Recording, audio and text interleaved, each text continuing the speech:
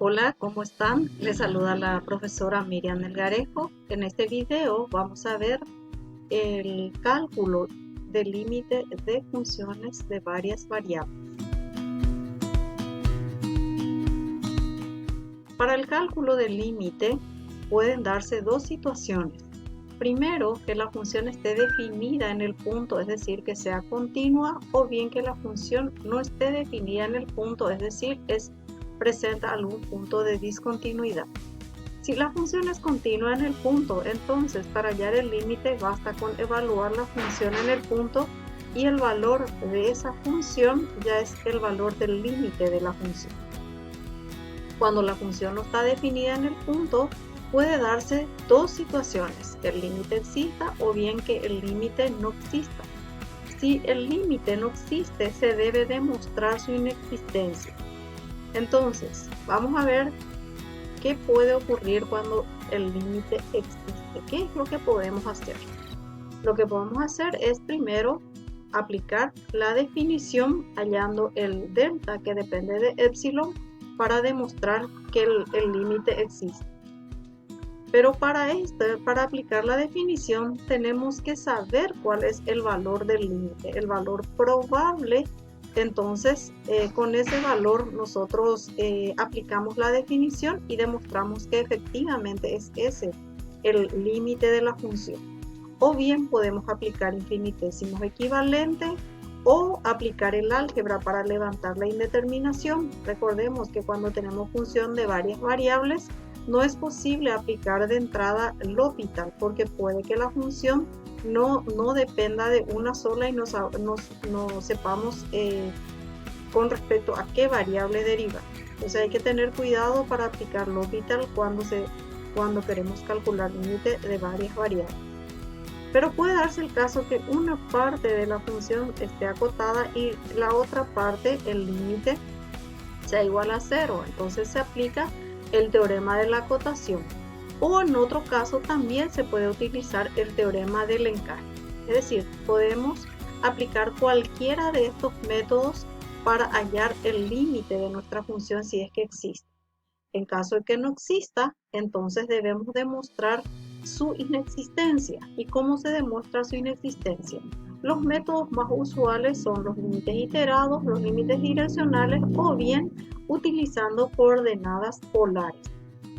¿En qué consiste estos métodos? Consiste en hallar los límites y demostrar que estos, cuando tienden a un mismo punto, no son iguales. Es decir, partiendo por diferentes caminos, llegamos a límites distintos, entonces contradice la definición del límite que nos dice que no importa cuál sea el camino al cual nos acerquemos al punto, el límite siempre debe ser el mismo.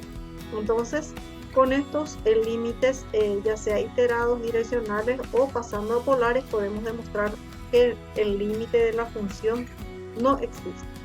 Vamos a ver un ejemplo.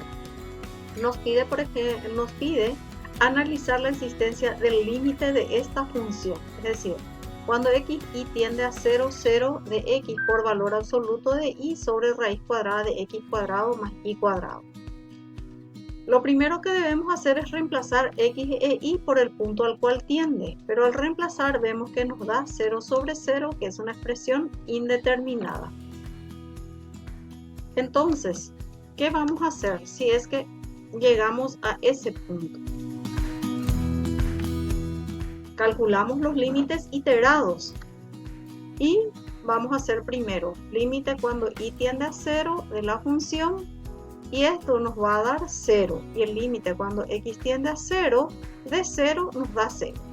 Vemos el otro límite cuando x tiende a 0 nos da 0 y al aplicar límite cuando y tiende a 0 también nos da 0. Es decir, por límites iterados nos da que el límite de nuestra función ambos valen 0 y esto no nos permite llegar a una conclusión.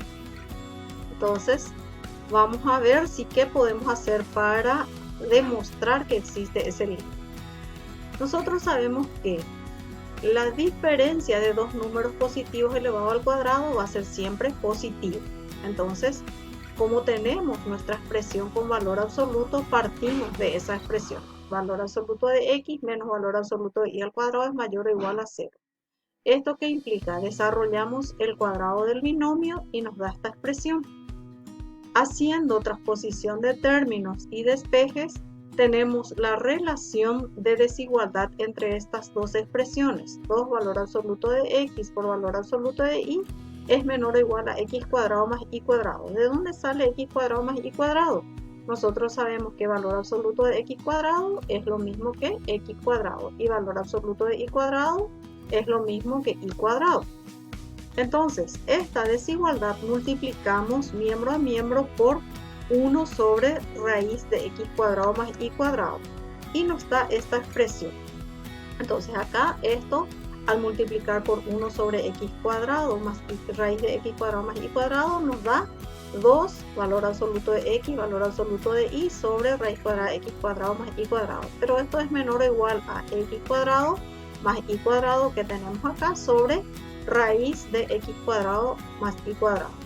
Multiplicamos todo por un medio y tenemos así. Esto nos queda directamente ya 2 se simplifica con el 2 y nos queda valor absoluto de x por valor absoluto de y sobre raíz de x cuadrado más y cuadrado.